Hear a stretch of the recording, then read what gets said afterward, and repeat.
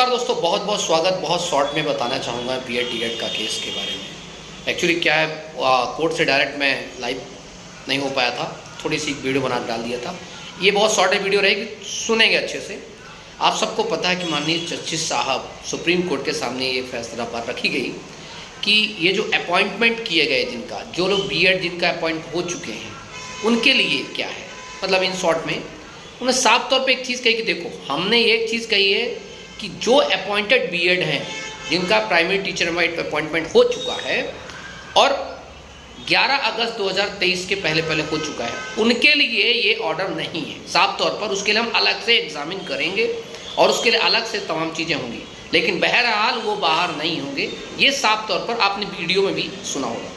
तो कुल मिलाकर के ये जस्टिस साहब ने कहा, ये मैं नहीं कह रहा, जस्टिस साहब ने कहा है कि अपॉइंटेड क्यों है, नहीं होंगे।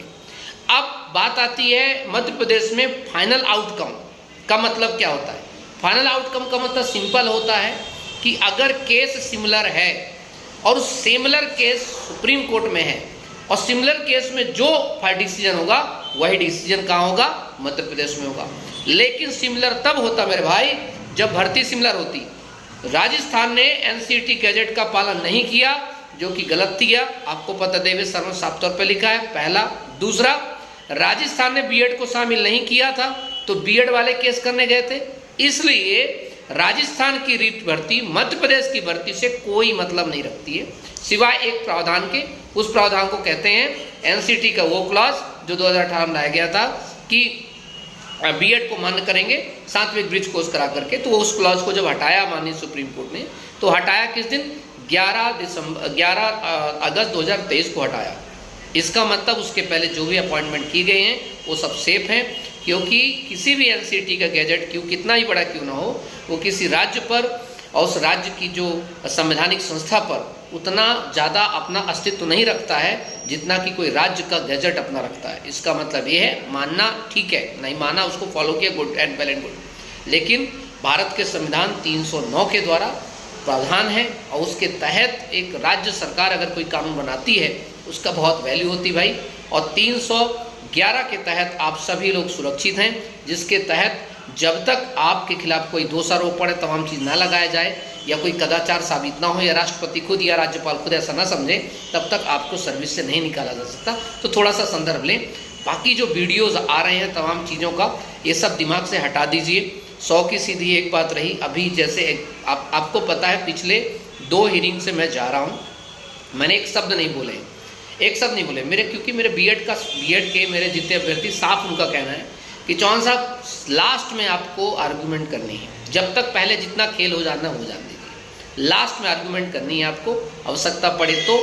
नहीं तो हम आपको इतना पैसा दे रहे हैं, इतनी फीस आपकी दे रहे हैं कि आप बस केस को वॉच करिए। और मुझे बड़ी खुशी इस बात की है कि जो मेरा क्लाइंट चाह रहा है वो मैं कर रहा हूँ। ठीक रहा सवाल दूसरे पक्ष का, तो देखो भाई, मैं एक वकील हूँ, मैं आज तुम्हारे साइड हूँ तो दूसरा खिलाफ होगा और दूसरे कहे तो तुम खिलाफ हो, उससे मुझे कोई फ़र्क नहीं पड़ता। वो तुम्हारा अपना लेना देना है, वो तुम्हारी अपनी सोच है, तुम्हारा अपना एथिक्स है। बाकी ये जो र्यूमर्स फैलाना वो बहुत गलत बात है, क्योंकि इतना आपको अच्छे से पता होना चाहिए कि माननीय कोर्ट वही करेगी जो कानूनन सही होगा। इसलिए प्लीज़ आप खुद जज ना बने, वही बताएं जो माननीय कोर्ट कह रही है।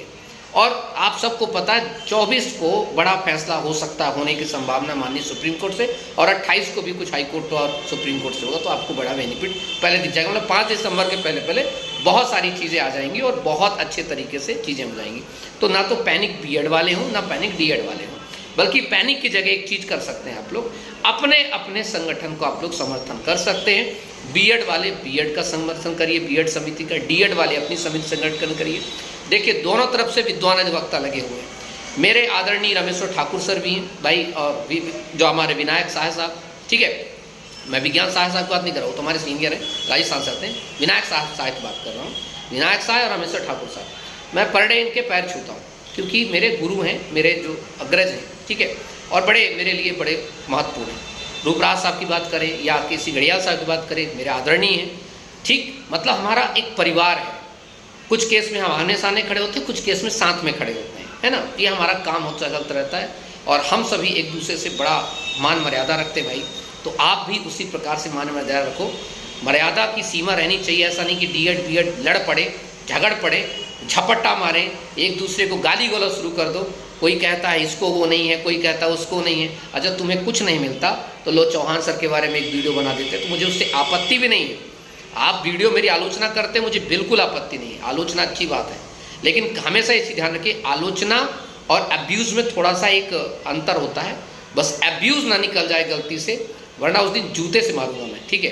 अब्यूज़ नहीं निकलना चाहिए। आलोचना करो, बहुत अच्छी बात है, जब तक मेरा आलोचना करोगे, क्योंकि आलोचना से इंसान बहुत अच्छा होता है, तो आलोचना का आपका हक है। आप अगर आलोचक हैं बहुत अच्छी बात है, लेकिन अब्यूजिव लैंग्वेज अगर जिस दिन ये प्रयोग मैं किसी वीडियो में पाया, उस दिन मैं घर में घुस के जूते से मारूंगा। ये दिमाग में रखने का प्रयास करें, या कोर्ट में पाऊंगा तो कोर्ट में मारूंगा, और वही वीडियो ले जाके प्रस्तुत करूँगा कोर्ट में भी, वही वीडियो जाके प्रस्तुत करूँगा वकीलों के सामने में, केस भी तुम्हारा कोई नहीं लेगा, वो भी 2 जूते तुम्हें मारेगा। तो प्लीज़ इस बात का ध्यान रखेंगे, है ना। आलोचना बहुत अच्छी चीज़ है, क्योंकि आलोचना से इंसान बहुत अच्छी तरक्की करता है। तो इतना ध्यान रखें, चाहे बीएड वाले हों चाहे डीएड वाले हों, बहुत अच्छे तरीके से, ठीक है। बीएड संघर्ष समिति का जो मैं नंबर नीचे डाल दूंगा विल्सन का, तो आप उनसे बात करके जो है आगे की चीज़ें, रणनीति तमाम चीज़ें कर लीजिएगा। डीएड वाले अपनी संघर्ष समिति तमाम से बात करके आगे बढ़ सकते हैं, और जो भी कानूनन सम्मत होगा वो चीज़ें आएंगी, इसलिए घबराने की और तमाम चीज़ों की आवश्यकता नहीं है, प्लीज़, है ना। अब please abusive language don't use, किसी को नहीं, ठीक है। वरना आपको पता है कि वो फिर टाइम वही मारा तो मैं तो ही मारा, फिर वो आप अपना एक जहाँ एक अपना पोल खोल दिए, अपना आप दरवाज़ा खोल दिए, तो फिर कुछ भी अंदर आ सकता है। Please, thank you so much. जय हिंद, जय भारत, नमस्कार, बाय।